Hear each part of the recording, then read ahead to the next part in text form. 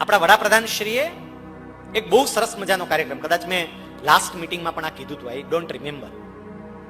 એમને એક induction training તે વખતે ઇન્ટ્રોડ્યુસ કરી હતી અને એ ઇન્ડક્શન ટ્રેનિંગની અંદર ભારતના અલગ અલગ રાજ્યોમાંથી બબે પ્રતિનિધિઓને એમણે બોલાવેલા. મારા એ નસીબ ભાગ્યશાળી કે ગુજરાત રાજ્યના પ્રતિનિધિ તરીકે એ નેશનલ લેવલના કાર્યક્રમમાં જવાની તક મને મળી. 5 દિવસનો અમારો કાર્યક્રમ હતો. આખા દેશમાંથી 66 અધિકારીઓ સિલેક્ટ થયેલા હતા. આખા દેશનું પ્રતિનિધિત્વ ત્યાં થતું અને અમને બધાને એમણે એક એક્સરસાઇઝ કરાવી હતી. આ 5 દિવસની ટ્રેનિંગનો એક નાનો એવો હિસ્સો જે લગભગ 15 મિનિટની એક્સરસાઇઝ હતી. આ 15 મિનિટની એક્સરસાઇઝ જે અમને કરાવી હતી એ હું તમને કહું છું. અને હું એટલા માટે કહું છું, 5 દિવસની જ્યારે અમારે એ કોન્ફરન્સ પૂરી થઈ પછી બધા પાસે ફીડબેક ફોર્મ ભરાવ્યા હતા કે આ 5 દિવસની ટ્રેનિંગમાં તમને શું સારું લાગ્યું. બધાએ અલગ અલગ બાબતો લખી હતી, પણ એક બાબત એવી હતી જેમાં બધાની વાત એક જ સરખી હતી ને આ હતી એક્સરસાઇઝ. કે અમને આ એક્સરસાઇઝ, આ એક્ટિવિટી બહુ ગમી. એ એક્ટિવિટી હવે હું તમને કહું છું કઈ હતી. અમને બધાને એવું કીધું તમે તમામ તમારી જગ્યાએ ઊભા થઈ જાઓ. એટલે બધા અમારી જગ્યાએ ઊભા થયા. પછી કે હવે છે ને આમ કોઈની સામે આંગળી ચિંતા હોય એ રીતે ઊભા રહીએ. એટલે બધા આવી રીતે ઊભા રહીએ.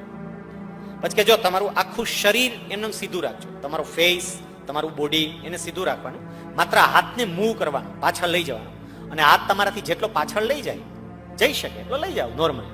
એટલે બધા લઈ ગયા.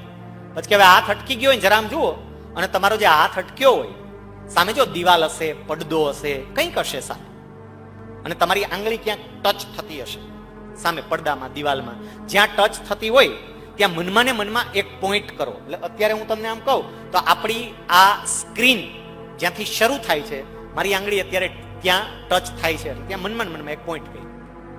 પછી કે ચલો હવે પાછા બધા એક પરિસ્થિતિમાં પાછા આવી જાઓ. એ જ રીતે ઉભા રહો, આંખો બંધ કરો. આંખો બંધ કરી નક્કી કરો કે જેટલે દૂર હાથ જઈ શકે ને એટલો દૂર લઈ જવો છે. નક્કી કરો. ગયા વખતે જેટલે ગયો તો એના કરતા વધારે આગળ. કદાચ થોડીક પીડા થશે, થોડુંક દર્દ થશે, થોડીક તકલીફ પડશે, ભલે પડવા દેજો, મસલ્સ ભલે થોડોક ખેંચાય, પણ ગયા વખતે જેટલે હાથ ગયો તો એના કરતા આગળ લઈ જવો છે એટલું પાક્કું એમ માની અને હવે પ્રયત્ન કરો. ચલો આંખો બંધ રાખીને, કેટલે જાય છે જોવાનું નથી, અને પછી હાથ અટકી જાય ને ત્યારે જોજો, ત્યાં સુધી નહીં જોતા. જેટલું પાછળ જઈ શકે એટલું લઈ જાઓ. બધાએ પ્રયત્ન કર્યા અને પછી અમને કહ્યું હજી સેજ, હજી ભલે સેજ, આમ ભલે તકલીફ પડે, ભલે ખેંચાવવું પડે, ભલે સેજ બધાએ પૂરતા પ્રયત્ન કર્યા. પછી હવે તમારી આંગળી સામે દિવાલમાં જ્યાં ટચ થતી હોય ત્યાં ટપકું કરો. એટલે અત્યારે બીજી વખત અહીં જોઈએ તો આ સ્ક્રીન ના છેડે આવી ગઈ. અમને બધાને એવું થતું હતું કે આખા દેશમાંથી સિલેક્ટેડ 66 વ્યક્તિઓને બોલાવ્યા, આવી નાના છોકરાઓ જેવી રમત હું રમાડે છે. પણ પછી એમણે જે આખી આ એક્ટિવિટીનો સાર આપ્યો ને, અમને એવું કીધું કે તમે 2 વખત આમ હાથ પાછો લઈ ગયા અને તમારી આંગળી સામે દિવાલમાં જ્યાં ટચ થતી હતી ત્યાં તમે ટપકું કર્યું. 2 વખત હાથ આમ પાછળ લઈ ગયા હતા તો ટપકું એક જ જગ્યાએ થયું કે ટપકા 2 જગ્યાએ થયા હતા? એક જ જગ્યાએ બંને વખતે હાથ હતો કે અલગ અલગ જગ્યાએ હતા? અને અમારા બધાનો જવાબ એક જ સરખો હતો, અલગ અલગ જગ્યાએ હતા. પહેલી વખતે સ્ક્રીનની આ તરફ અને બીજી વખતે સ્ક્રીનની આ તરફ, અલગ અલગ જગ્યાએ હતા. બધાનો સેમ જવાબ હતો. આ જ એક્સરસાઇઝ મેં તમારી પાસે કરાવી હોય તો તમારો જવાબ પણ એ જ હોય.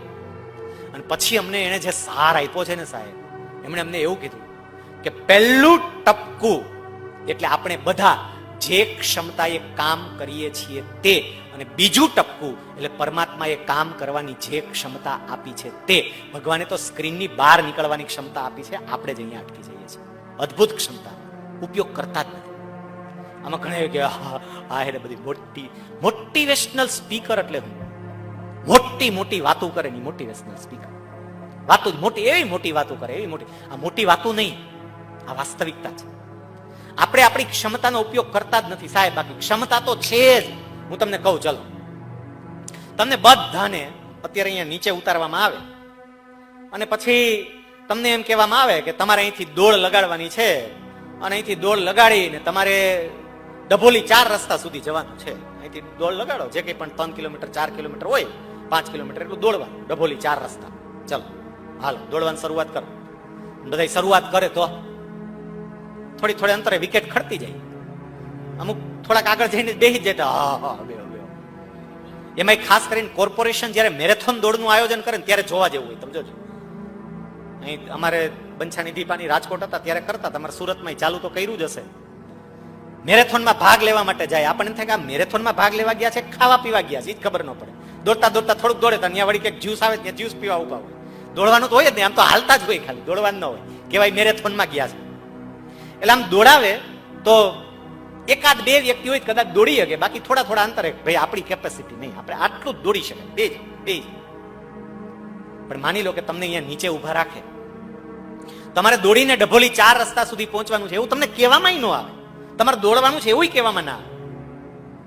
એક વાન લાવવામાં આવે અને એ વાનમાંથી 2 સિંહ, 2 દીપડા, 2 ચિત્તા નીચે ઉતારવામાં આવે અને એ બીજું કાંઈ ન કરે, તમારે સમજે આમ એક ત્રાડ પાડે અને પછી સેજ તમારી પાછળ દોડે.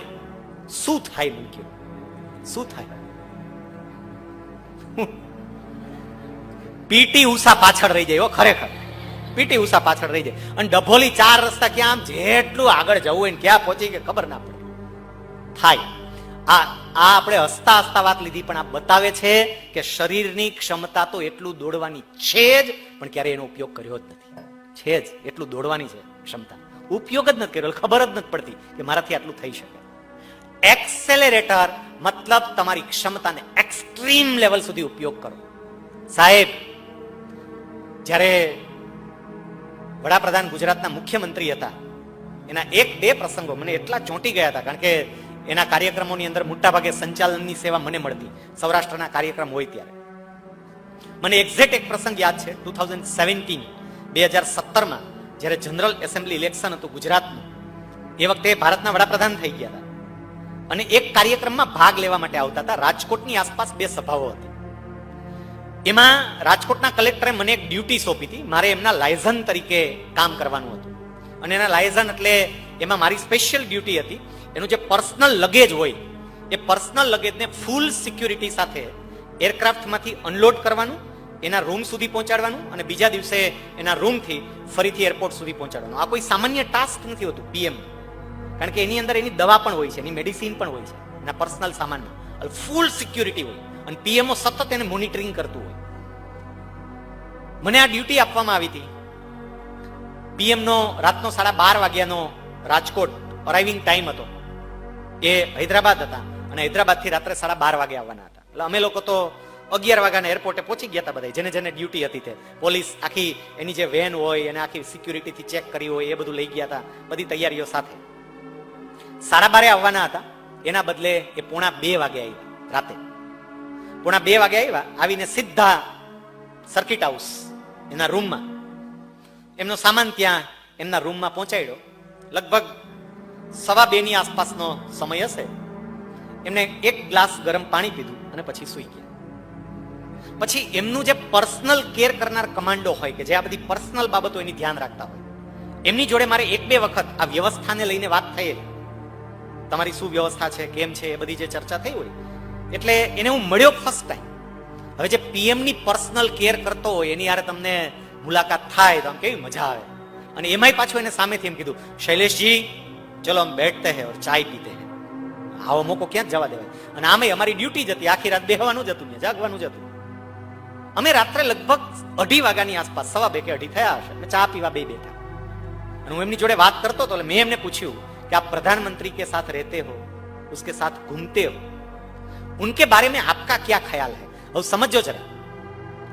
मैंने हमने એવું કહ્યું, देखो शैलेश जी, मैं 27 साल का जवान हूं, ये तो यंग तो भाई, और ये देखो आप इतने बुढ़े हैं, फिर भी ये थकते ही नहीं है, दौड़ते ही रहते, दौड़ते ही रहते, दौड़ते ही रहते. પછી એને મને જે વાત કરીને મને કે ये दोपहर तक दिल्ली में थे, प्रधानमंत्री कार्यालय में काम कर रहे थे. दोपहर के बाद हम हैदराबाद गए. हैदराबाद में 3 सभाएं की. वहां से निकले और राजकोट आते वक्त वो एयरक्राफ्ट में सोए नहीं थे, कुछ पढ़ रहे थे. और अभी ये सोने गए हैं. હવે એમને જે કીધું એ સાંભળજો कि अभी ये सोने गए. आपने देखा कितने बजे सोने गए? मैंने हाँ 2:15 बजे. उनके आपको लिखना है तो लिख लो, ये 2:15 बजे सोने गए हैं, सुबह 5:30 बजे जाग जाएंगे. અમારી ડ્યુટી હતી. સાહેબ 5:30 વાગે પીએમ રૂમની લાઈટ ચાલુ થઈ ગઈ. જાગી ગયા હતા, મીંડા થૂકું મારવા રામદેવજીની જેમ, યોગા ના અંત બધું ચાલુ થઈ ગયું. મારે તમને એ કેવું છે કે એ માણસ જો પોલિટિકલી આ બાબતને કોઈ નહીં લેતા, એક્સ્ટ્રીમ લેવલ સુધી જે કામ કરે છે, કયા હેતુ માટે કરે છે એની યારે આપણને કંઈ લેવા દેવા નથી, પણ એક્સ્ટ્રીમ લેવલ સુધી જે કામ કરે છે એ તો તમે જુઓ. અને એની અમે આપણે ક્યારેક માની લ્યો કે 2 નાઈટ આવી હોય તો 2 નાઈટ કરી નાખી છે. હવે તો કોઈ બોલાવતા નહીં, બોલાવતા આરામ કરવા 2 નાઈટ ખીચી લીધી. ક્ષમતા અદ્ભુત હોય છે. અને મારે તમને કેવું છે કે તમે પણ અદ્ભુત રીતે કોરોના વખતે કામ કર્યું છે. તમે તમારા જાતના વિચારો તોય ખબર પડે, એ વખતે આપણે આટલું બધું કામ કરી ગયા હતા. એમ યાદ કરીએ ત્યારે ખ્યાલ આવે ક્ષમતા છે જ. એટલે એક્સેલેટરનો આપણે પૂરતો ઉપયોગ